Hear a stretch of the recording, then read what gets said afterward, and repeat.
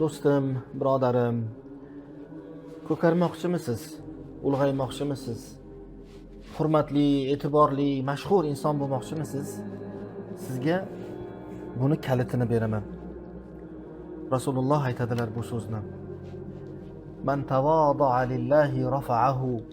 Kim Alloh uchun tavozukor bo'lsa, mutavozi bo'lsa, Alloh uni sha'nini ko'taradi. Bu dunyoda ham, u dunyoda ham. Agar siz u dunyo bu dunyo sha'ningizni yuksalishligini, ko'tarilishligini xohlasangiz, tavozukor bo'ling.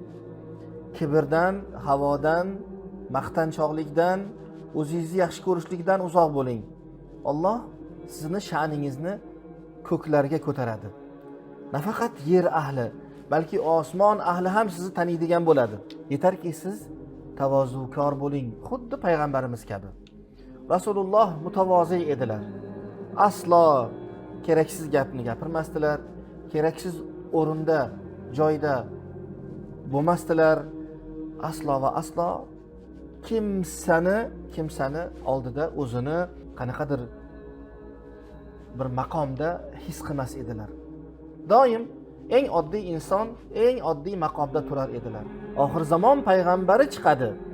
Oxir zamon payg'ambari insoniyatni eng ulug'i bo'ladi degan va'dalar bor edi. Nasroniylar Tavrotda, Injilda, Yahudiylar Tavrotda, bu kitoblarda bu xabarlarni o'qishar edi. O'sha odam men bo'laman degan orzuda yashashar edi.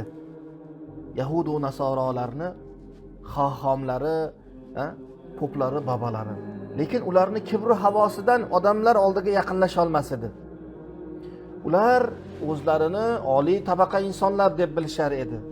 Ular o'zlarini oddiy xalq bilan o'tirib bir dasturxondan taom yeyishlik, u yoqda tursin oddiy insonlar yashaydigan mahalladan o'tmas edi hattoki.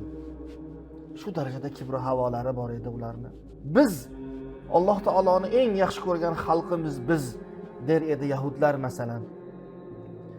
Hamma biz uchun yaratilgan, hamma biz uchun xizmat qiladi. Biz eng zo'rmiz biz deyishar edi. Lekin Alloh taolo bu maqom, bu sharaf, bu martabani kimga berdi? Bir cho'ponga berdi. Cho'pon qo'y boqib yuradigan, bir juldur, yirtiq, yamoq kiyim kiyib yuradigan, yetim, otasi yo'q, onasi yo'q bir insonga berdi. Chunki u inson tavozukor edi. Shu darajada tavozukor edilarki, Makkani eng aqli past insonlar uni jinni deb biladigan, majnun deb biladigan bir ayol bor edi. Hattoki o'sha ayol ham kelar edi. Rasulullohni qo'lidan tutar edi. Ey Muhammad, meni senda hojatim bor der edi va yetalab olib ketardi. Payg'ambarimiz orqasidan ketaverardilar. Bir joyga borgandan keyin haligi majnun ayol dardini aytar edi. Payg'ambarimiz o'tirib tinglar edilar, quloq solar edilar. Ana undan keyin qo'llaridan kelsa, o'sha majnun ayolga bo'lsa ham dardiga malham bo'lishlikka harakat qilar edilar.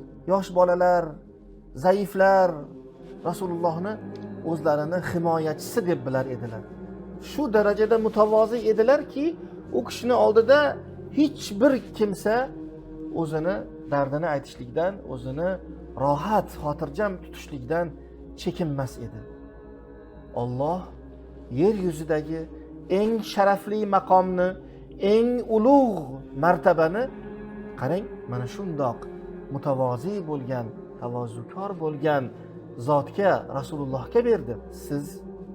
Biz barchamiz agar bu dunyoda unib o'sishlikni, ko'karishlikni xohlasak, maqom, martaba, sharaf, shon egasi bo'lishlikni istasak, birinchi qilishligimiz kerak bo'lgan narsa, birodarim, mutavozi bo'lishlik. Aslo o'zingizni bir narsa deb o'ylamang. O'zingizdan nimalardir yasamang.